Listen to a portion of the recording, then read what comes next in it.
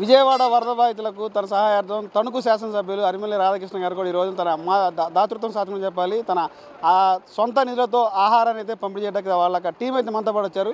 అసలు ఏంటి పరిస్థితి తెలుసుకుందాం. సార్ చెప్పండి, మీరు వరద బాధితులకు ఏం తీసుకొచ్చారు? ఇది అనుకోని విపత్తు. ప్రజలు ఎవరైనా బాధితులుంటే ఆదుకోవాలని చెప్పి చంద్రబాబు నాయుడు గారు, కూటమి ప్రభుత్వం పవన్ కళ్యాణ్ గారు, మోదీ గారి యొక్క పిలుపు మేరకు మా శాసనసభ్యులు రాష్ట్రంలో 6వ స్థానంలో పొందినటువంటి శాసనసభ్యులు ఎక్కడున్నా మన ప్రజలందరినీ ఆదుకోవాలని చెప్పేసి పెద్ద మనసుతో అక్కడ కొంత సహకారంతో ఈరోజు మేము 10,000 మందికి ఆహార పొట్లాలు, వాటర్ ప్యాకెట్లు ఇవ్వడానికి మేము వచ్చాం.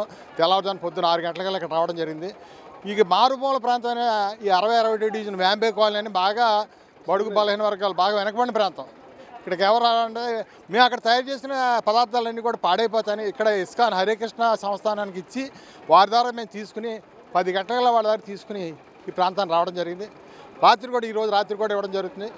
ఈ 10,000 మందికి కూడా ఈ ఆహార పానీయాలు వాళ్ళకి అంతే వాళ్ళు సంతృప్తి చెంది ఇందులోంచి బయటకు వచ్చి వారు పనులు చేసుకుందాక మన ఆసరాగా అందరం కూడా దీన్ని స్ఫూర్తిగా తీసుకుని ప్రజలంతా కూడా దాతలు ఇవ్వాల్సినంత విరాళాల రూపంలో ఇస్తే మా రాధాకృష్ణ గారు 32వ డివిజన్ ఇన్ఛార్జ్ చేశారు. ఆయన అక్కడ తిరుగుతున్నారు.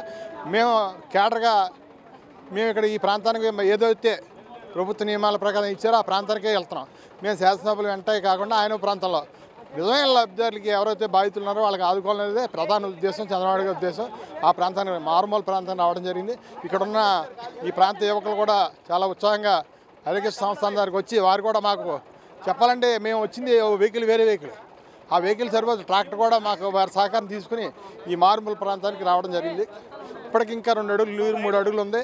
ఇది లాగి వీరంతా పాటు పనులు కొండెక్కడం జరిగి ఇక్కడి నుంచి ప్రభుత్వ పరంగా చేయవలసిన కార్యక్రమాలను కూడా శానిటేషన్, వైద్య సౌకర్యాలు అంతాయని ఎవరైతే పెద్దలంతా కూడా పెద్ద మనసు ఇలాంటి వెనకబడిన ప్రాంతాల ముందు మారుమూల ప్రాంతాలకు వెళ్ళి మనం లబ్ధి అందించినట్టయితే వారి బాధని ఉపశమనం కలిగించిన వాళ్ళు అవుతారని మీ ద్వారా తెలియజేస్తాం. సార్ ఇప్పటివరకు ఎంతమంది పంపిణీ చేశారు మీరు?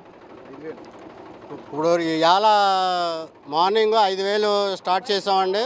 టమాటా రైసు 5,000 ఏమో వాటర్ ప్యాకెట్లు అందజేయడం జరిగింది వెస్ట్ గోదావరి పాయింట్లో. మరి ఇప్పటి వరకు కూడా ఇంకా అయిపోయి వచ్చినాయండి. మళ్ళీ సాయంకాలం ఒక 5,000 ఫుడ్డు మన సాంబార్ రైసు సాయంకాలం అందజేస్తాం అందరికీ. ఇంకో ఏరియాకి వెళ్ళి అక్కడ కూడా అందజేసి ఈ కార్యక్రమం పూర్తి చేసుకొని మా శాసనసభ్యుల వారు మా మీద ఎట్టిన బాధ్యత ఆర్మిల్ రాధాకృష్ణ గారు తణుకు నియోజకవర్గం మన ఉభయ గోదావరి జిల్లాలోని హైయెస్ట్ మెజార్టీ 72,000 మెజార్టీ 121 మెజార్టీ రావడం జరిగింది. వారి యొక్క సూచనల ప్రకారంగా నేను పట్టణ పార్టీ ప్రధాన కార్యదర్శిని. నా పేరు ఉమరాంబాబు. మా తాటిపూడి మారుతీరావు గారు, మన మద్దినపూడి శివరామకృష్ణ గారు మరి మాకు బాధ్యత చెప్పారు.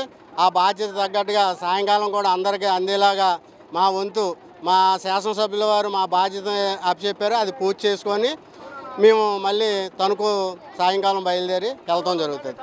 అన్నం పరబ్రహ్మ స్వరూపం అన్నారు. అదేవిధంగా తణుకు శాసనసభ్యులు అరిమిల్లి రాధాకృష్ణ కూడా తన సేవాభావంతో సొంత నిధులతో 10,000 మందికి ఈరోజున ఆహారం పంపిణీ చేస్తున్నారు. దాదాపుగా ఆహారంతో పాటు తాగునీరు కూడా క్యాంటీన్లు కూడా ఇవ్వడం జరుగుతుంది. ఏదైతే ఉందో విజయవాడ ఈ ప్రాంతంలోని స్లమ్ ఏరియాలోని వాంబే కాలనీలో ఎవరైతే కొంతమంది స్టార్టింగ్లో వచ్చి ఇచ్చేయాలని తప్ప కానీ ఎవరికైతే ఆహారం అందట్లేదో, ఎవరికైతే ఇబ్బంది పడుతున్నారో ఆ యొక్క ప్రతి కుటుంబానికి కూడా ఆ ప్రాంతాలకు వెళ్ళి డోర్ టు డోర్ కూడా ఈ యొక్క శాసనసభ్యుల ఒక బృందం ఈ ప్రాంతం అయితే తిరుగుతున్నారు.